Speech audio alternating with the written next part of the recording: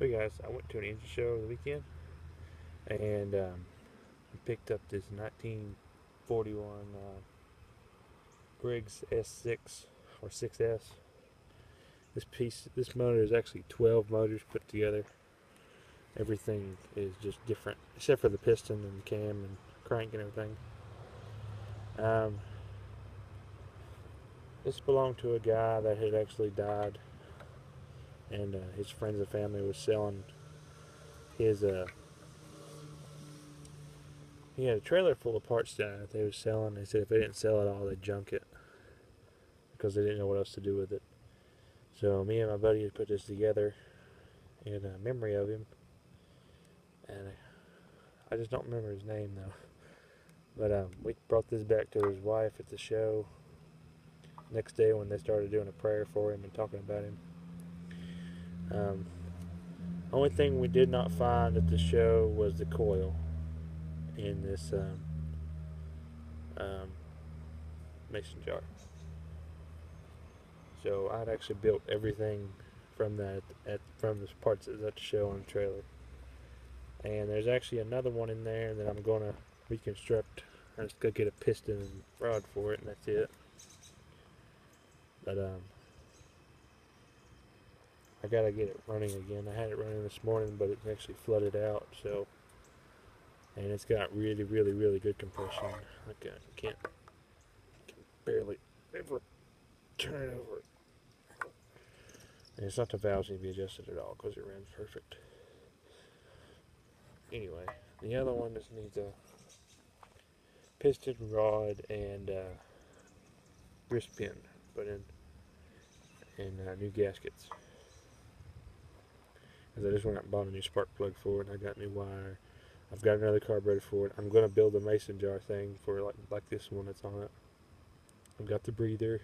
This one needs holes drilled in the breather because there's no way for it to breathe actually. This one runs on full choke only. It only runs for a little while until it floods itself out. So I'm gonna actually soak this carburetor, or just to replace it with another one that I have in there. I got off his grandfather, my buddy's grandfather. This is actually a side shroud fin.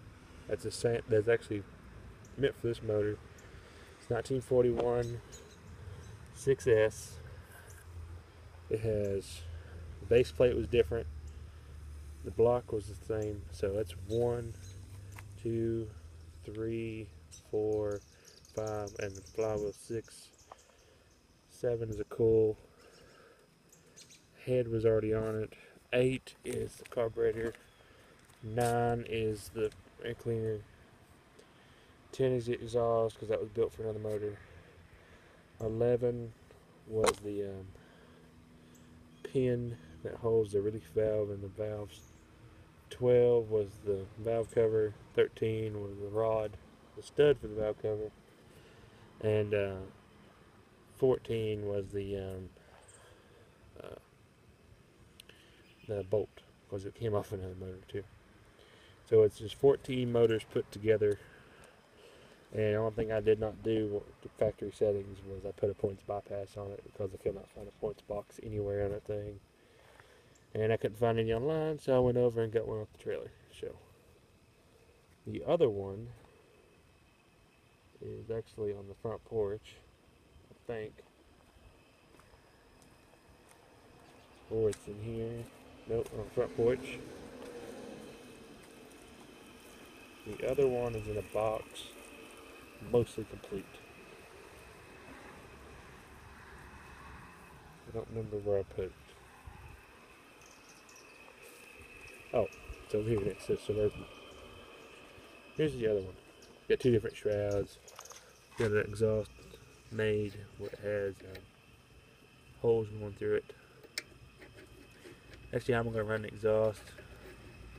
I've got 2 carbs here for it, 2 coils, 1 starter cup, a cast iron head, a brand new E3 in it. I'm going to put in it. This is actually the breather tube I'm going to make out of it. Got the side fin. I need a points bypass. I got one inside. The only thing I need is a piston and rod and rings. Found one on eBay. I'm buying it. please nobody else go in there and buy it, because this is the only one I ever found, and this is sort of special to me. That's why I wanted to buy this and rebuild this motor, because it was their old friend that owned these engines, and it meant a lot to his wife to see those motors running. But everything's in here for this one. Let me go ahead and pull it out. There's another shroud. I'm probably going to stick that on my wall because it's meant for a 5S. There's the head. There's the starter cup.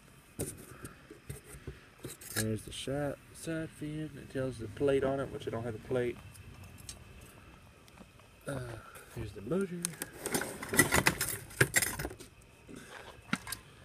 And you see it's just pushed together, really. The flywheel's in there.